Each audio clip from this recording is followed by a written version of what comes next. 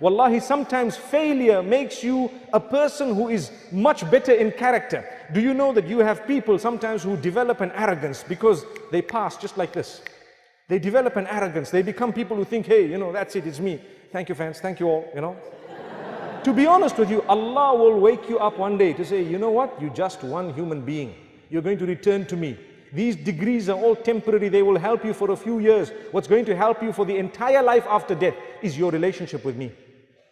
We're not saying don't become whatever you want to become. Become, but understand that will only help you when you serve Allah through your field, over and above serving Allah through what He has made obligatory upon you.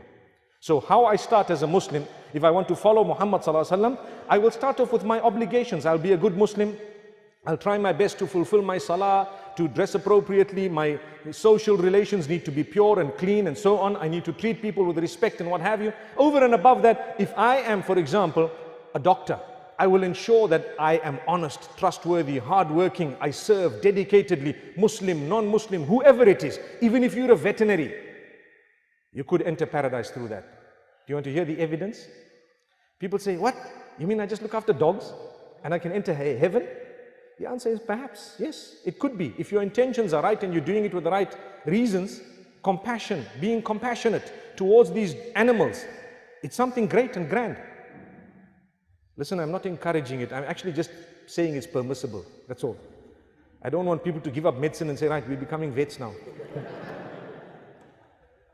Because if you take a look at the hadith, it's the third time I'm mentioning it in this season of my presence in Cape Town, of the woman who entered Jannah because she quenched the thirst of a dog. What happened? She wasn't even a vet. A vet has spent a lot of time, and when they go, to an ailing dog that is perhaps dying, and they, for example, administer some medication or whatever it be to that particular dog, and the dog is doing well and it can bark properly, rah, rah, what would happen? Subhanallah. You weren't expecting that, were you? MashaAllah.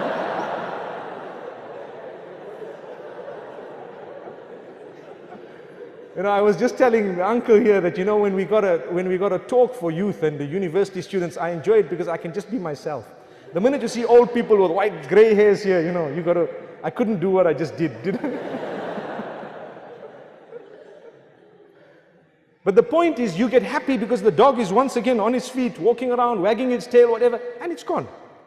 So if Jannah and paradise was achieved by the quenching of the thirst of the dog, what if something more dedicated is provided for that dog? Don't you think there's a greater chance of getting Jannah? Common sense. Subhanallah. We ask Allah to open our doors. So let's be hopeful. Let's try. Let's use our field to reach out to people. Let's become better.